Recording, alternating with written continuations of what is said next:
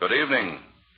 Lady Esther welcomes you to join the Screen Guild players in another brilliant Hollywood event.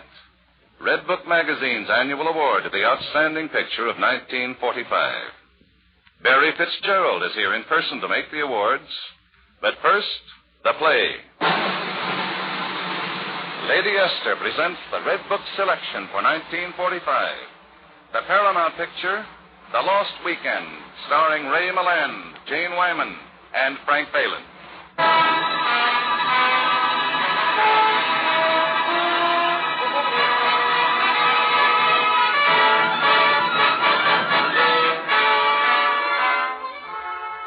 New York, 3rd Avenue. A warm October afternoon. Nat's Bar. A little place is almost empty. Almost, not quite. And how is my very good friend Nat today? Yes, Mr. Wyman. This being an especially fine afternoon, and I having just acquired 2 lovely bottles, which you will perceive in this paper bag at my elbow, I have decided to ask your hand in marriage. Look, Mr. Wyman. If that is to be your attitude, Nat, I shall have to drown my sorrows in a jigger of rye. Just one, that's all. Sorry, Mr. Wyman. No credit. Today, Nat, you'll be glad to know we can barter on a cash basis. You see? Legal tender. One straight ride. That was the idea. Okay, it's your funeral. First one always tastes rotten, don't it? Or maybe you never liked the taste. Again. Say, how about your brother? You told me you and him was going away for the weekend. We were, and in fact we are, on the 6:45. Unfortunately, most unfortunately, my brother Wick was called away by a business matter. I just happened to remember a telephone call. Pretty sharp. And then you duck right out and spend your train fare for liquor, huh? Taking them 2 bottles with you? Oh, I may never touch them while I'm there. Not a drop. What you don't understand, all of you, is that I've got to know what's around. That I can have it if I need it, that's all. Yeah, I know a lot of guys like that. Take a bottle and put it on the shelf. All they want is just to look at it. Won't even have a corkscrew, just to be sure.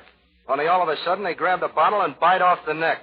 Nat, one more reproving word, and I shall consult our lawyer about a divorce. Let me wipe up the bar. That glass left a circle. No, don't wipe it away, Nat. Let me have my little vicious circle. You know, the circle is the perfect geometric figure. No end, no beginning.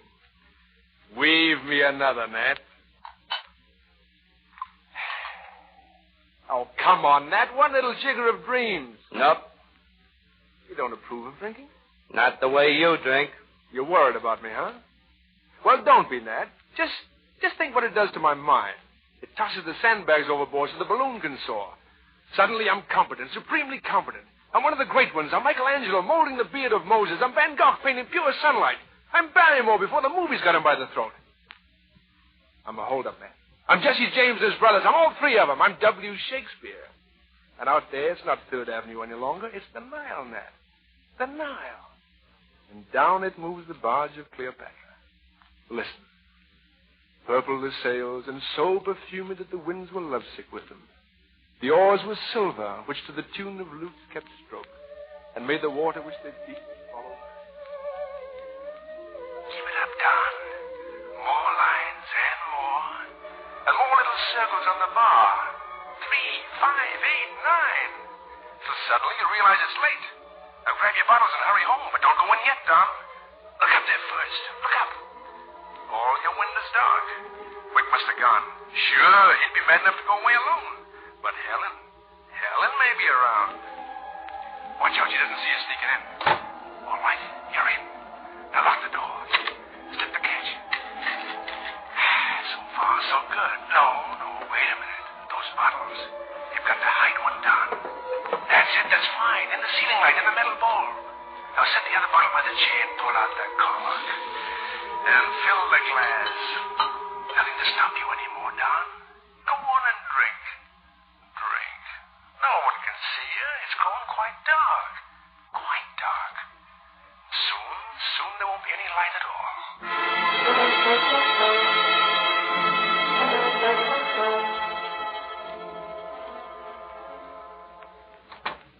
Mr. Burnham, I thought you was going away.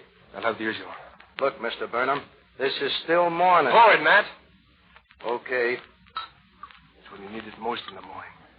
Haven't you learned that yet? At night it's a drink. In the morning it's medicine. How about another jigger of tonic? How about those 2 quarts?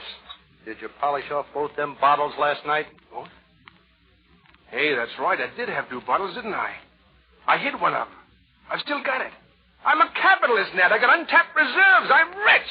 Mr. Burnham, if you had enough money, you'd kill yourself in a month. Don't make no difference to me, but it sure is tough on that girl. What girl? The one in the leopard coat. She was in again last night, looking for you. That's an awful high-class young lady. You bet she is. How the heck she ever get mixed up with a guy that sops it up like you do? That's a problem, isn't it? That nice young man who drinks and the high-class young lady. And why does he drink and why doesn't he stop? That's my novel, Ned. Morbid stuff. Nothing but the book of the month. Club, a horror story. The confessions of a booze addict. The log book of an alcoholic. Oh, come on. That breakdown. I'm empty again. You know what I'm going to call my novel? The Bottle. That's all. Very simple. The Bottle. Got it all in my mind. Let me tell you the first chapter. The man with the bottle meets a girl. Extra special girl. He meets her, makes a date, goes on the wagon for 6 weeks. He's in love, huh? That's what's going to be so hard to write. Love's the hardest thing in the world to write about. So simple. You've got to catch it through details. The early morning sunlight hitting the ash cans in front of her house. A ringing telephone that sounds like Beethoven's pastoral. A letter scribbled on her office stationery that smells like all the lilacs in Ohio. And no drinking? He thinks he's cured. If he can find a job now, they can be married, and that's that. But it isn't that. Not quite, because... Fill me up, Ned. I'll tell you why. You see, it's a few months later now, and she's written her folks all about the fellow. They've come all the way from Ohio to meet him. He's supposed to be at their hotel at noon. But suddenly he's scared. He knows he can't face him. Not like that, not cold. He needs a drink, just one. And so he takes just one.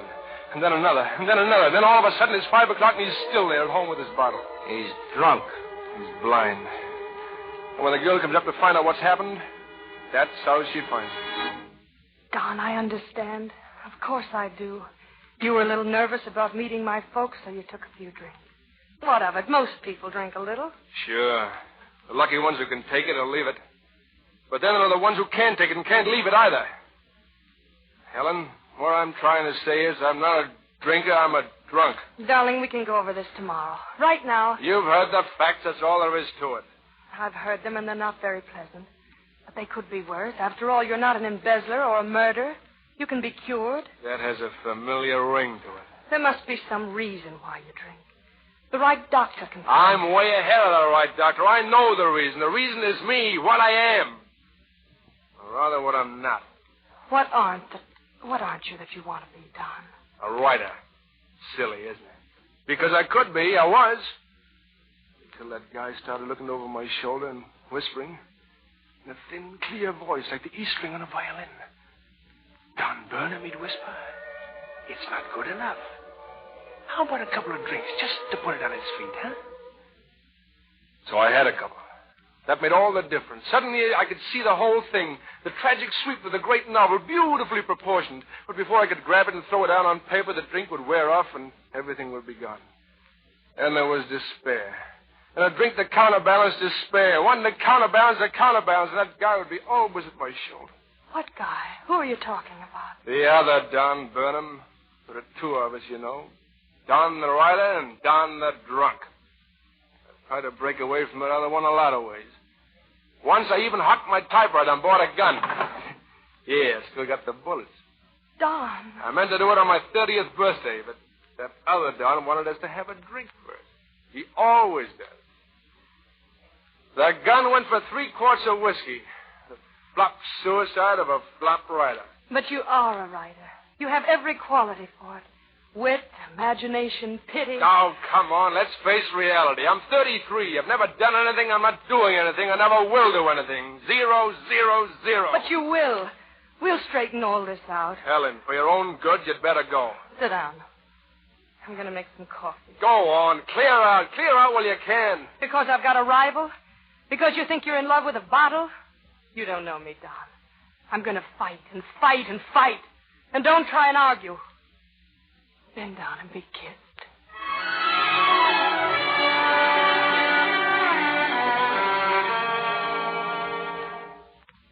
3 years ago, Nat.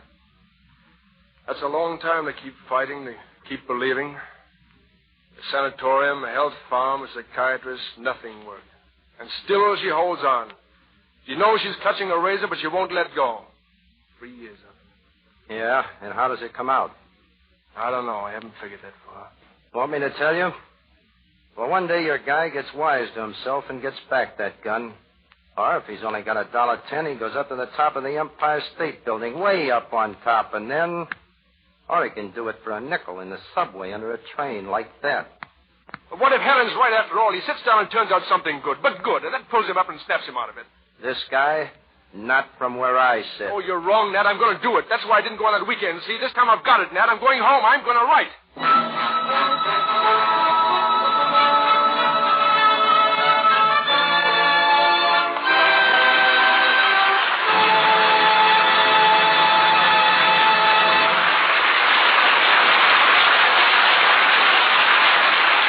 Second act of The Lost Weekend, starring Ray Milland, Jane Wyman, and Frank Faylen, will follow in just a moment. Now, a word from Lady Esther. Have you ever entered a half-lit room where everything was dark and gloomy? Everything seemed lost in shadow? Suddenly bright lights flash on. The shadows are gone. The room and everything in it wakens, comes to life.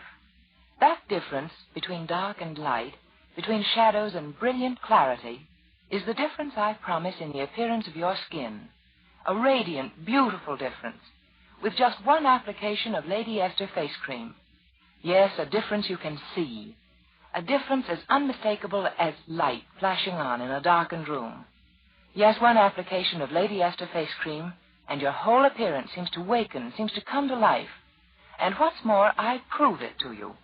I prove it in 30 seconds with the patch test. To make this test, just smooth a little Lady Esther face cream on one patch of skin, like one cheek. Wipe it off. Then compare that cheek with the other. See the difference for yourself. See the clear, fresh look of that patch of skin. And then touch it with your fingertips. Feel the difference. You see, Lady Esther face cream, this one cream by itself, thoroughly cleans your skin, softens it, helps nature refine the pores, and finally, it leaves a wonderfully smooth base on which powder looks fascinating. And remember, all I ask is the chance to prove what I say, not in 30 days or even 30 minutes, but in 30 seconds the patch test will prove every claim I make for Lady Esther four-purpose face cream.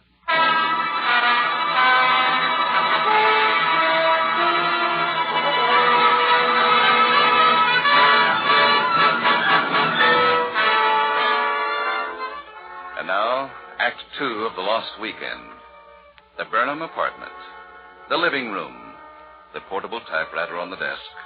Two shaking hands slip a sheet of paper in the machine and slowly, grimly begin to type. The Bottle. A novel by Don Burnham. For Helen, with all my love. With all my love. All right, Don. What now? Where do you go from here? How do you start? That first little sentence. Agony, isn't it? Maybe a cigarette would help. Right there on the table by the... Oh, sorry. I didn't notice that bottle down. That was from last night. Last night, that was great, wasn't it? You know, maybe that's just what you really need, a drink. Just one. Just one drink to get you started. No, not that bottle. That's empty, remember? You want the other one, the one you hid. That's right, it might be in the closet, Don. It's worth a look. Not there? Then how about the kitchen? You know, the top shelf, the place you always trust at. No, must be in the living room. The bookcase. Don, back of those books. But it's got to be here. There's got to be somewhere you had another body. You know you did. Where'd you put it? You're not crazy. Where'd you put that other body? Hold it. Look up. Right over your head. The light fixture, Don. That's where you... Wait a minute. The door. Sure, you gotta lock the front door first. And slip the safety catch on. That's it. Now no one can get in. No one, Don. You're all alone. You're all alone and it's growing dark. It's growing dark again. It's growing dark.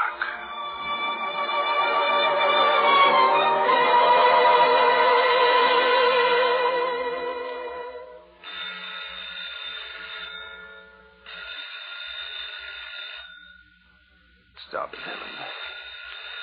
Stop it, stop it. I'm all right. I just can't stop. Stop it! Sure, Don. Sure, you're all right. All you need is a drink. One drink this morning, you'll be fine all day. Tough luck, though. Bottle's empty. Any money? Not a dime. Nat got it yesterday. No credit either. No nothing. Unless you want to use that portable. Why not? Why don't you, Don? Why don't you give it to Nat? Why don't you get some good out of it? Now you're talking. Rip the paper out, slap on the lid, and let's get going. Sure, I know you're weak and the thing's heavy. But it's only to Nat's. Just a block and a half. Come on, start walking. You need the drink, boy.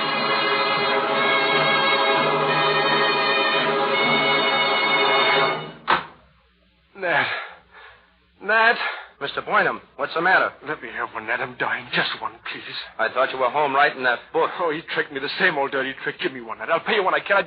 Just don't let me die here. No credit, and you know it. All right, so it's charity. I'm begging for you one, Nat. Just give me one. Yeah, one. One's too many, and 100's not enough. Here. Nat. That's all. Oh, please, I'll pay you. I'll let you have my typewriter. I'm no writer. You're the writer. Now go on home. Go home. And you better take something to quiet yourself. You're heading straight for the DT. I'm not. That's what they all say, until they start seeing the little animals. Oh, shut up. You know that stuff about pink elephants? That's the bunk. It's the little animals. Little tiny turkeys in straw hats. Midget monkeys coming through the keyholes. With one guy I know, it used to be beetles. Beetles crawling all over him in the dark. That's when it comes, you know, in the dark. Oh, stop it! Nat, please, just one. I'll die if you don't. You'll die if I do. Here, $5. But drink it up somewhere else. I don't want that kind of money here.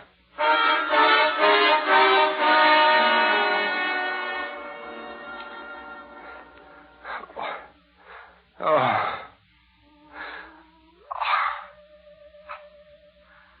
Don, come on, guy.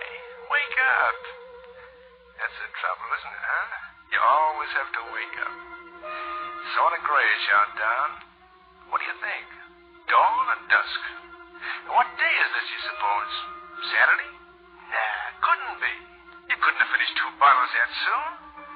Sure, you had 2 bottles. That gave you the money, remember? Good on that. Nice guy, but all wrong. All that stuff about the dark, the little animals. Not to you, Don. It couldn't happen to you. Why, it's almost dark now and you're okay. Sure, yeah, sure. What's that? That sound? Seems to be coming from the wall. Yeah, there it is. That's strange. Right in the middle of the wall, a mouse. That's all it is. Wait. There's something else here. It's flying around. Watch yourself. Watch yourself. It's a bat. He's going after the mouse. He's got him, Don. He's got him. Look. There on the wall is blood. Blood.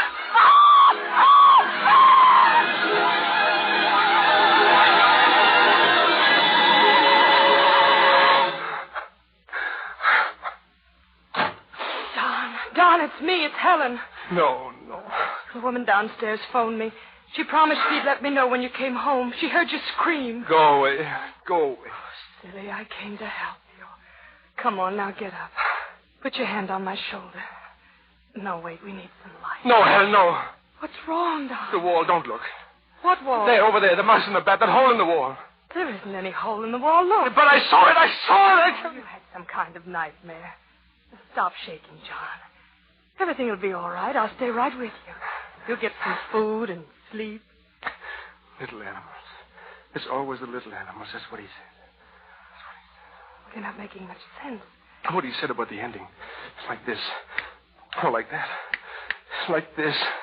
Or like that. Darling, what you need is a good night's sleep.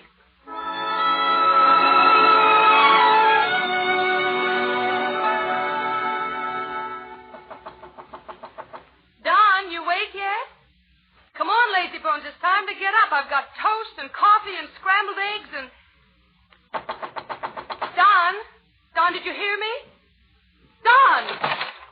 Don, why don't you... not here. He's gone.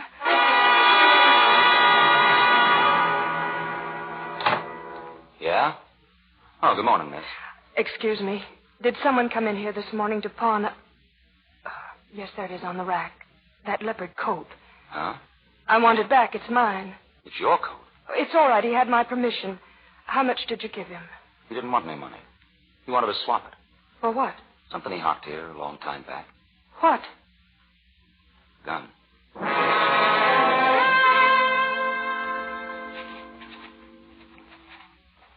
Don. Helen, how the devil did you get in? I got the pass key from the janitor. The safety latch wasn't on. What's the matter? Why are you looking about this way? No reason. I just wanted to be sure I left everything right. Well, I'd like to finish up a few things before Wick gets back. You'd better run along. And thank you. Don, there was some whiskey left when I cleaned up last night.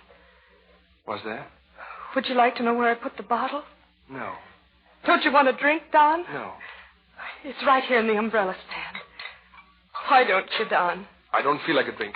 Not now, I told you. Just one. Here's a glass, please. Say, what are you up to? Drink it. You need it, Don. I want you to drink it. I'll get you some more. I'll get you all you want. What kind of talk is that? Oh, I will. I mean it. I'd rather have you drunk than dead. Dead? Who wants to be dead? Don't lie to me. You have a gun and bullets. If those bullets aren't in this drawer... All right, they're not there. So what? This business is just a formality. Don Burnham is dead already. He died over this weekend. That's not true. It is. He died of moral anemia, of fear, of shame, of DTs. That Don Burnham. And now you want to kill the other one? What other one? There were two Dons. You told me so yourself. Don Burnham the drunk and Don Burnham the writer. It's just the drunk who died, so the writer's free. No one to whisper anymore. No one to interfere. Stop trying to stall me. It's too late, Helen. What do you expect, a miracle? Yes, if I could only make you wait. Who is it? It's me, Mr. Boynham. I got something for you. Come in, Nat. What is it? The other night at my place, you forgot your typewriter. Thought I'd bring it up. Thank you, Nat. Writes real good. I oiled her up a little. I didn't oil her up so you could hawk it. I'll take it, Nat. Oh, sure. Well, goodbye, Mr. Burnham. And, how's all them lilacs in Ohio? Don, this is it. It happened. I didn't ask for a big miracle. Helen, you're not serious. Somebody is. Somebody somewhere sent this typewriter to you. Why? Because he means you to write. Write what? I tried. Couldn't even find the first line. Of course you couldn't. You couldn't write the beginning when you didn't know the ending. The end is a question mark, Helen.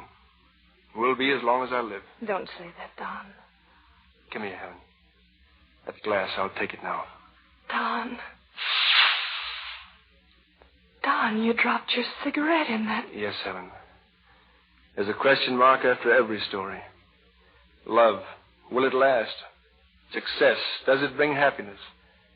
Death, is it heaven or hell or sleep?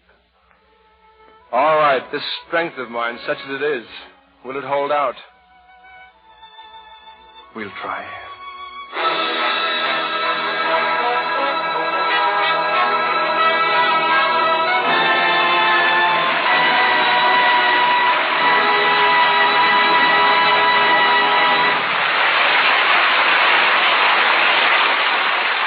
On behalf of the Motion Picture Relief Fund, thank you, Ray Milland, Jane Wyman, and Frank Faylen for your deeply moving performances. Which bring us quite fittingly to the Red Book Magazine Awards for 1945. As you all know, Red Book Magazine annually awards the Red Book Cup for what it deems the outstanding screen achievement of the year. And it is Lady Esther's annual custom to invite one of the previous year's winning cast to make the presentation on behalf of Red Book. Last year's winner, of course, was Going My Way. And here in person is Barry Fitzgerald.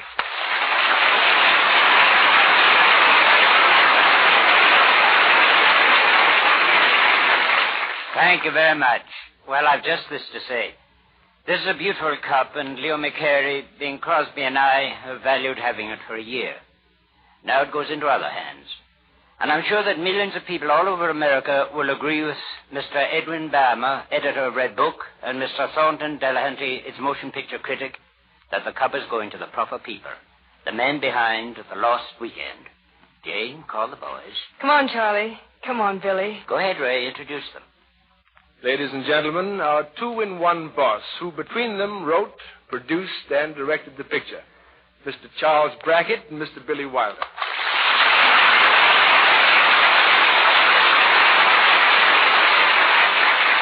Ladies and gentlemen, this is an honor indeed. In accepting it, Mr. Wilder and I want to thank the people who made the picture possible.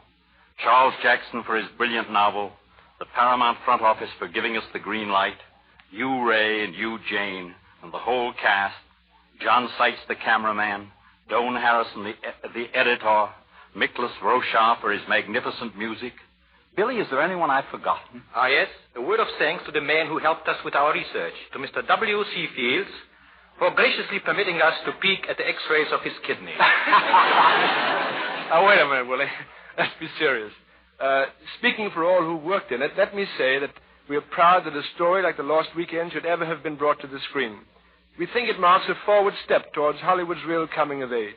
And if the screen can approach all human problems with this same sort of frankness, this same sympathy, and this same desire to help, then Hollywood will have justified its place and its importance in our lives. And that's about all, except for all of us. Thanks to Red Book, thanks to Lady Esther, and good night.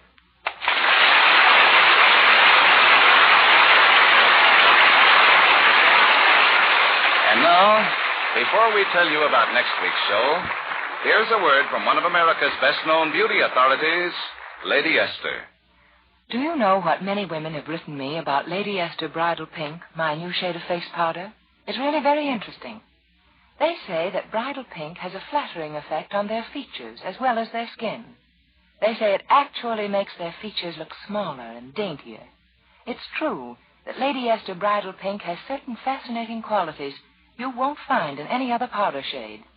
But I think the most important thing is the way Bridal Pink gives a softer, younger look to the skin. Why, some women tell me they look as much as 10 years younger the instant they apply Lady Esther Bridal Pink face powder. And it doesn't matter whether you're blonde or brunette, whether your hair is auburn or brown. Bridal Pink is intensely flattering to almost every skin it touches. Lady Esther face powder is so fine in texture, it completely covers and hides tiny lines. Even little freckles and other blemishes seem to disappear. Your skin takes on a smooth, flawless look. Try this tomorrow for a real thrill. First, apply Lady Esther face cream. Wipe it off. Then apply Lady Esther Bridal Pink face powder. What a radiant new face you'll present to the world. Remember, Lady Esther four-purpose face cream, Lady Esther Bridal Pink face powder.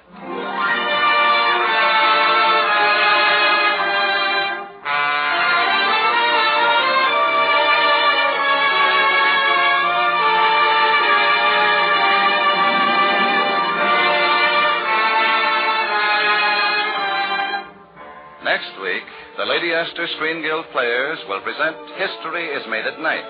It will star Virginia Bruce and Paul Lucas. Be sure to listen.